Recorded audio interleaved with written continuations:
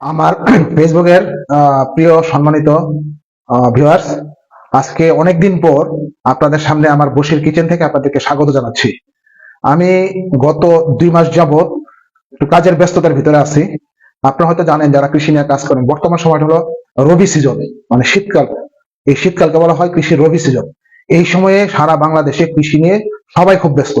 আমার কর্ম এলাকার ভিতরে গত 2 মাস যাবত বিভিন্ন ধরনের সবজি এবং মাঠ ফসলের বীজ বিতরণ এবং প্রশিক্ষণ, এগুলো নিয়ে খুব ব্যস্ততার ভিতরে সময় পার করছি বিদায় হয়তো আসা সম্ভব হয় নাই।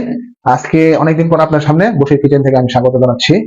আজকে আমি রান্না করব, যেহেতু আপনারা জানেন আমি মেরিট ব্যাচেলার। এখানে আমি ব্যাচেলার লাইফ লিড করি। ব্যাচেলারদেরকে আসলে খাবার, বিশেষ করে রান্না করার ক্ষেত্রে কিছু কিছু খাবার আছে খুব সহজে রান্না করা যায়। তার ভিতরে একটি হলো ডিম দিয়ে লাউ। আজকে রান্না করবো, বাজার থেকে লাউ নিয়ে আসছিলাম, লাউটা ধুয়ে এখানে কেটে রাখছি, আর ডিম নিয়ে আসছি। আর ডিম দিয়ে রান্না করা হবে লাউ। যেহেতু আমি একজন কৃষিবিদ, শুধু রান্না করাটাই আমার মূল কাজ না, এই খাবারের গুণাগুণ সম্পর্কে জানানোটাও আমার একটা মূল কাজ। আসলে লাউ খাওয়ার কি উপকারিতা, এটা যদি আপনি আগে জানেন, তাহলে এই লাউটা কিন্তু আপনি খাবেন। লাউ কিন্তু শরীরকে ঠান্ডা রাখে, তারপরে ওজন কমায়, হজম শক্তি বাড়ায়, কোষ্ঠকাঠিন্য দূর করে। অনেকের কোষ্ঠকাঠিন্য আছে, খাওয়ার পরে পায়খানা খুব শক্ত হয়, তারা কিন্তু লাউ খাবেন।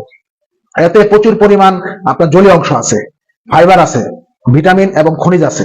ভিটামিনের ভিতরে ভিটামিন সি, ক্যালসিয়াম, পটাশিয়াম আছে, যা শরীরকে আপনার, এই লাউ খেলে শরীর কিন্তু হাইড্রেট রাখে। হাইড্রেট মানে কি, আপনি প্রচুর গরম গরম, এখন আপনি লাউ খান, তা লাউ খেলে শরীরটা সতেজ থাকবে এবং আর্দ্র থাকবে।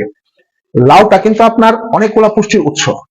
লাউয়ের ভিতরে আপনার ভিটামিন সি আছে, তারপরে ক্যালসিয়াম আছে, পটাশিয়াম আছে, ফসফরাস আছে, আয়রন আছে, ম্যাগনেসিয়াম আছে, ফোলেট আছে, ম্যাঙ্গানিজ আছে, অসংখ্য পুষ্টির উৎস। যে সমস্ত মহিলাদের হিমোগ্লোবিন কম আছে, ওনারা লাউ খেতে পারেন। লাউতে কিন্তু আয়রনের একটা ভালো উৎস আছে।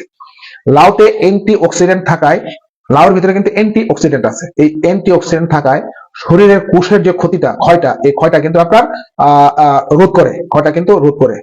আরেকটা হলো, এর ভিতরে আপনার আছে ভিটক্স। এই ভিটক্স উপাদান থাকার কারণে শরীর থেকে যে বিষাক্ত পদার্থ আছে, এই বিষাক্ত পদার্থ কিন্তু বের করে দেয়। আর লাউ খাওয়া আরেকটা উপকারিতা আছে, আপনার লাউ ডায়াবেটিক্স নিয়ন্ত্রণ করে। যাদের ডায়াবেটিক্স আছে তারা লাউ খেতে পারে, লাউ কিন্তু খেলে পেট ভরে। আজকে লাউ রান্না করা হবে। এখানে লাউ নিয়ে আসার পরে ধুয়ে আমি রাখছিলাম, লাউটা এখানে দিয়ে দিব। তারপর আপনার পরিমাণ মতো মশলা দিতে হবে, মশলা একটু কম দিয়ে ভালো। পরিমাণ, প্রথমে লবণ দিয়ে দিলাম, লবণ না দিলে তো আসলে তরকারি স্বাদ আসবে না। তারপরে খানিক অংশ মরিচের গুঁড়া দিয়ে দিলাম, এখানে মরিচের গুঁড়া। তারপরে দিয়ে দিলাম হলো আপনার ধনিয়ার গুঁড়া, এখানে ধনিয়ার গুঁড়া যা আছে সেটা আমি দিয়ে দিলাম। তারপর দিব আপনার হলুদের গুঁড়া, এখানে হলুদের গুঁড়া পরিমাণ মতো দিয়ে দিব। দিয়ে এখানে কিছু আপনার কাঁচামরিচ ছিল, একটু ঝাল হলে ভালো হয়। কাঁচামরিচ গুলা এখানে আমি এই কেটে এই লাউয়ের সাথে দিয়ে দিব। কাঁচামরিচ দিয়ে দিলাম। তারপরে পরিমাণ মতো একটু তেল দিতে পারেন, তেল নাও দিতে পারেন, খাবারের স্বাদটা বৃদ্ধি করে, কিন্তু খাবারের তেল না খাওয়াটাই ভালো। তারপর অল্প পরিমাণ তেল দিয়ে দিলাম, অল্প পরিমাণ এখানে তেল দিয়ে দিলাম।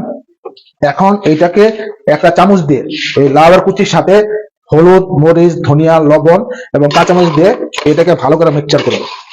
সুন্দর করে এখানে মিক্সচার করে নিব, সুন্দর করে এখানে মিক্সচার করব।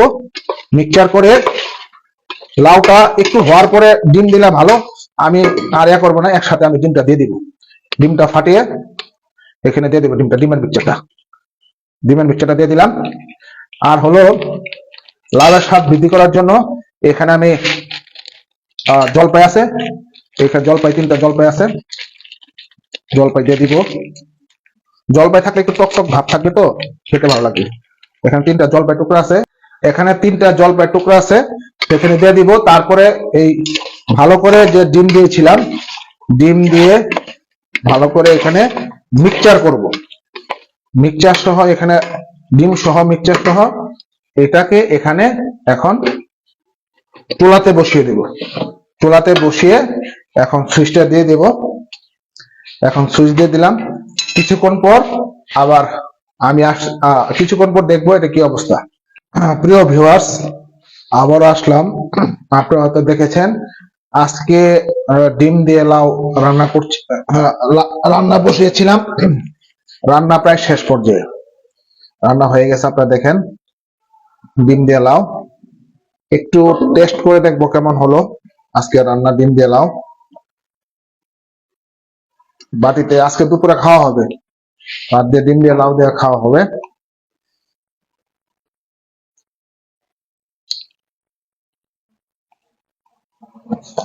এমনি লাউ আমার খুব প্রিয়।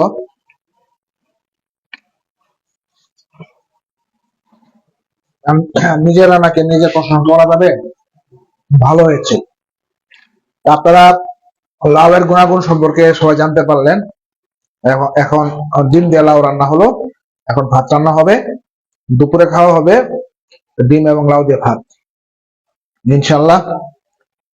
আমি আপনাদের আবারও শুভেচ্ছা জানিয়ে বশির কিচেন থেকে বিদায় নিলাম।